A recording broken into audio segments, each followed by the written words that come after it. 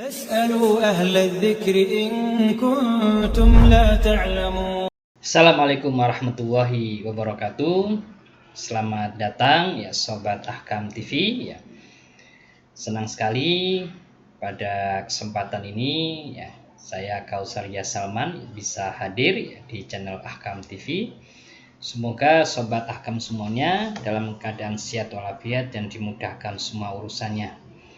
Baik Sobat Ahkam, kita tahu bahwa saat ini ya model jual beli ya berbasis franchise atau waralaba itu termasuk jual beli yang banyak diminati ya, dan juga termasuk yang memiliki ya omset penjualan yang cukup besar ya dibandingkan dengan model jual beli yang lain.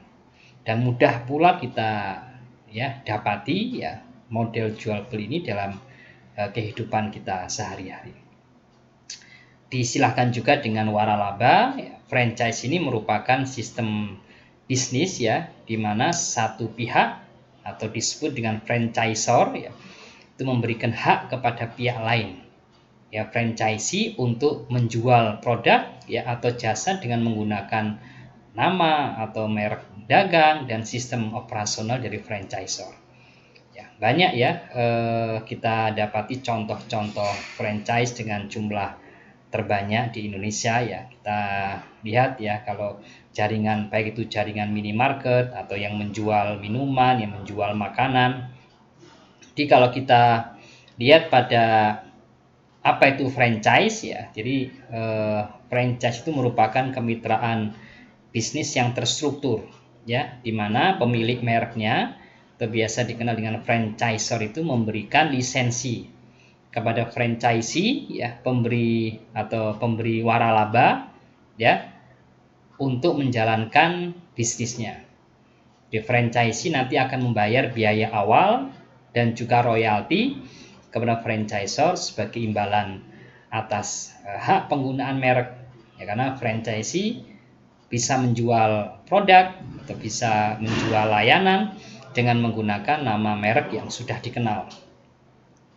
Kemudian juga dalam sistem operasional ya, franchisee mendapatkan panduan lengkap mengenai cara menjalankan bisnis, termasuk manajemen ya, pemasaran ya, dan juga standar kualitas produk. Kalau kita lihat pada aspek dukungan keberlanjutan ya, atau sustainability-nya, franchisor ini ya terus memberikan pelatihan ya, memberikan bimbingan dan juga dukungan ya atas bisnis franchisee agar bisa berjalan dengan baik dan sesuai dengan prosedur. Ya, keuntungan model bisnis seperti ini ya Sobat Ahkam banyak sekali ya, diantaranya franchisee bisa memanfaatkan atau menggunakan brand yang sudah dikenal ya, tidak perlu membangun merek ya dari nol, karena membangun merek dari nol itu juga membutuhkan investasi yang besar. Merek yang sudah ada ya sudah memiliki reputasi yang kuat ya di mata konsumen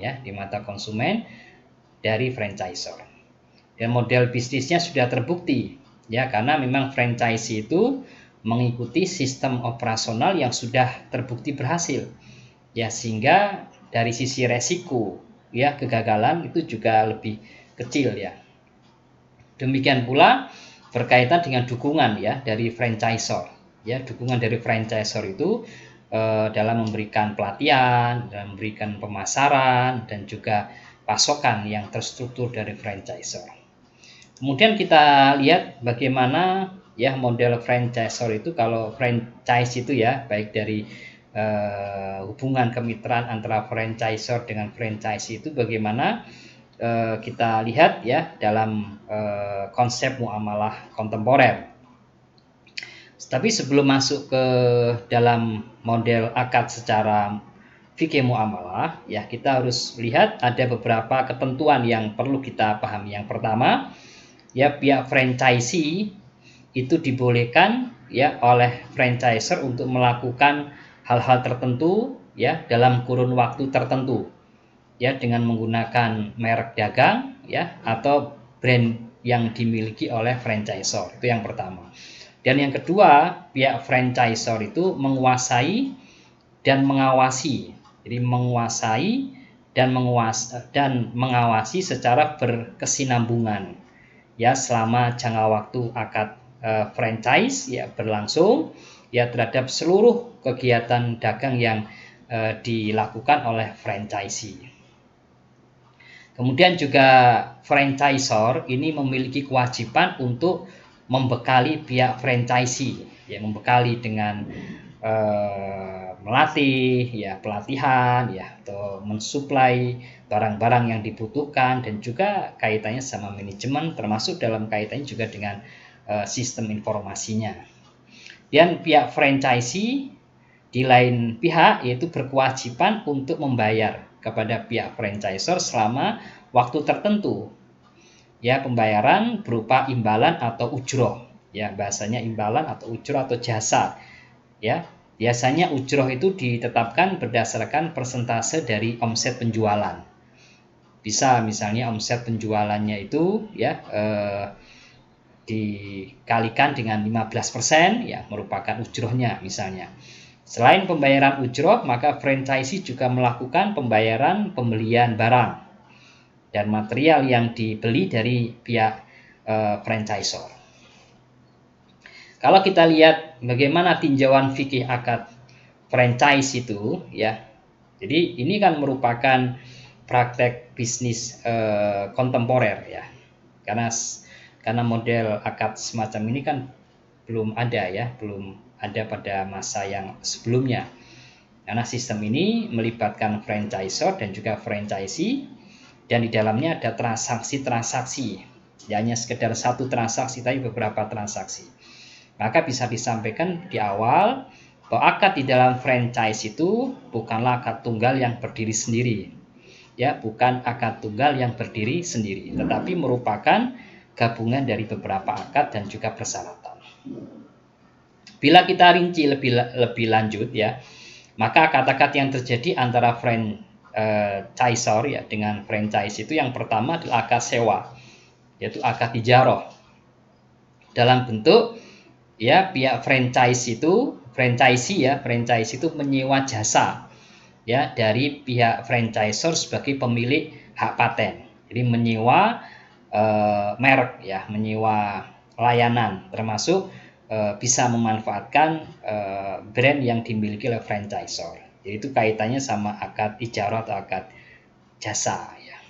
Yang kedua, akad jual beli ya, akad bai ya, di mana franchisee ya itu membeli bahan ya, membeli material itu dari franchisor dengan adanya persyaratan-persyaratan yang sudah disepakati di awal. Ya, di mana misalnya persyaratannya objek akadnya telah ditentukan. Ya, kemudian pihak franchisee harus membeli ya bahan dari pihak franchisor ya secara berkala. Ya, kemudian juga pihak franchisee tidak boleh menjual produk ya selain produk dari franchisor. Biasanya ketentuannya kan seperti itu. Kemudian juga ketentuan yang lain adalah pihak franchisee hanya dibolehkan menjual produk ya di area tertentu misalnya.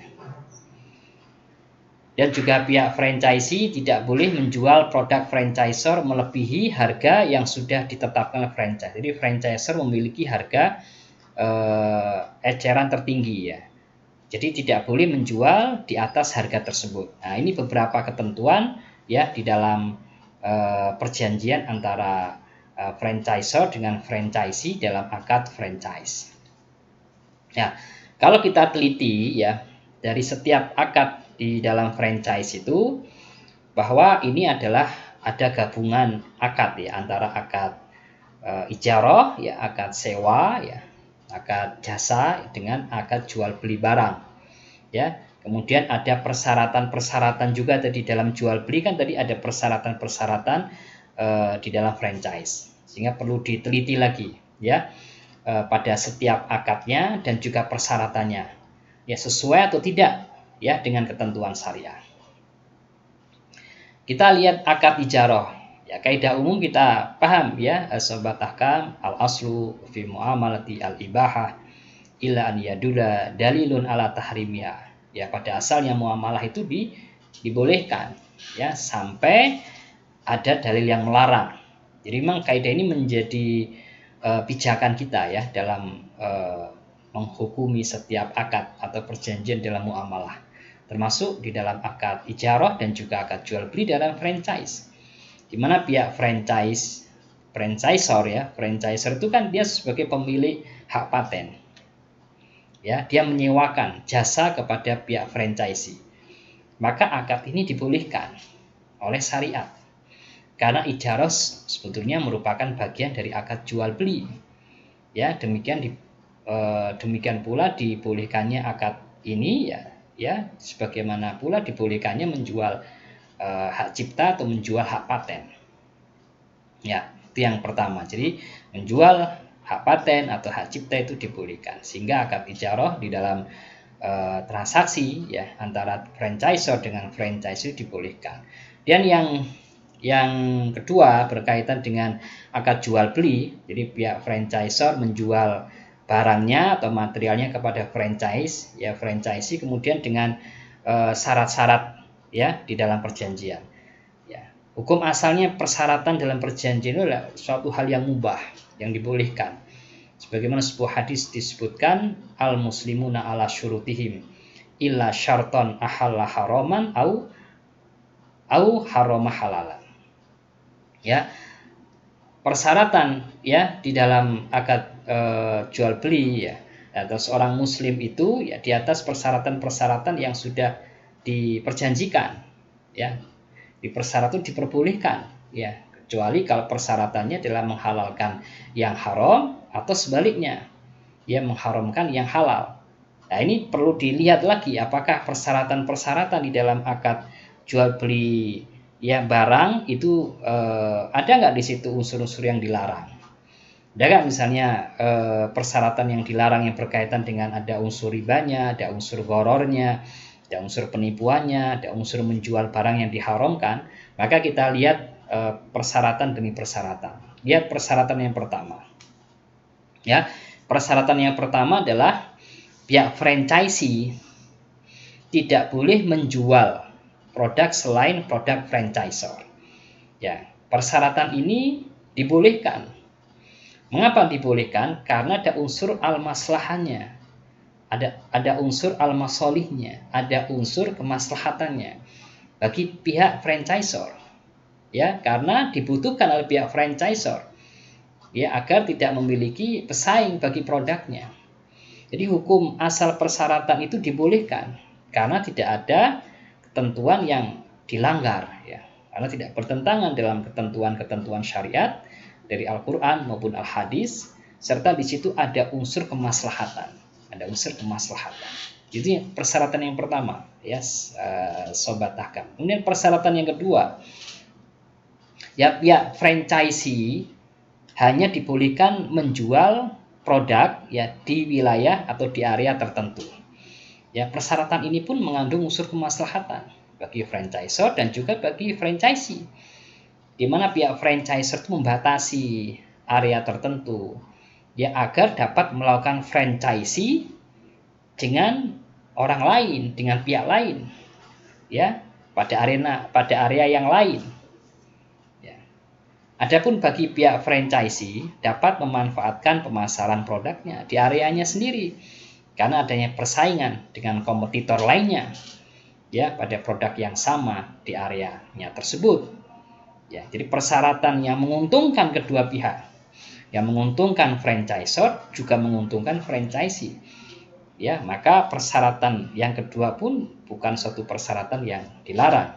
Jadi persyaratan yang kedua di mana pihak franchisor ya atau pihak franchisee hanya dibolehkan menjual produk di area tertentu juga persyaratan yang mubah.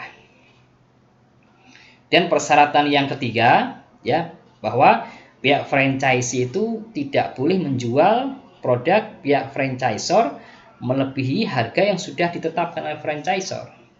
Dan persyaratan ini pun mengandung unsur kemaslahatan, mengandung unsur maslahah bagi pihak franchisor untuk memberikan pelayanan yang terbaik kepada konsumen ya, sehingga nanti berimpact pada naiknya minat dan keputusan dari pembeli karena harganya yang sudah ditentukan ya oleh franchisor. Jadi persyaratan ini asalnya kalau kita bicara hukum asal, sebetulnya ketika kita menjual barang ya memang seharusnya tidak ada batasan. Itu kan hukum asal, harga dibebaskan ya, sesuai dengan kesepakatan. Tapi ketika pihak franchisor membuat satu ya penentuan batas atas harga, itu ada unsur kemaslahatan, ya ada unsur kemaslahatan, maka diperbolehkan. Ya meskipun hukum asalnya dilarang. Karena konsekuensi dari sebuah akad ketika misalnya pihak franchisee itu sudah beli barang, ya mestinya dia bisa menjual ya barang tersebut dengan harga yang dibebaskan ya sesuai dengan keinginannya pihak franchisee. Karena kan barangnya sudah berpindah kepemilikan ya dari franchisor ke franchisee. Maka pembeli punya kebebasan. Namun di sini pihak franchisor boleh menetapkan persyaratan ya, karena pihak franchise itu melakukan aktivitas usahanya dengan menggunakan nama, dengan menggunakan merek dagang yang dimiliki oleh franchisor. Maka hal yang demikian sesuai ya dengan adanya unsur kemaslahatan. Jadi persyaratan yang mengandung unsur kemaslahatan bagi pihak franchisor maka itu diperbolehkan. Jadi kalau kita kaji ya tadi dari hasil pembahasan ini ya Sobat Ahkam, baik dari sisi akad ijarahnya, baik dari sisi akad jual belinya, kemudian kita juga tadi bahas ya dari sisi setiap persyaratan dalam akad jual belinya, maka tidak terdapat pelanggaran syariat di dalamnya. Maka gabungan dari seluruh akad dan persyaratan yang terdapat dalam akad jual beli dalam sistem franchise itu dibolehkan. Ya. Tetapi kalau misalnya di situ ada pelanggaran syariat, maka hukum bisa berubah.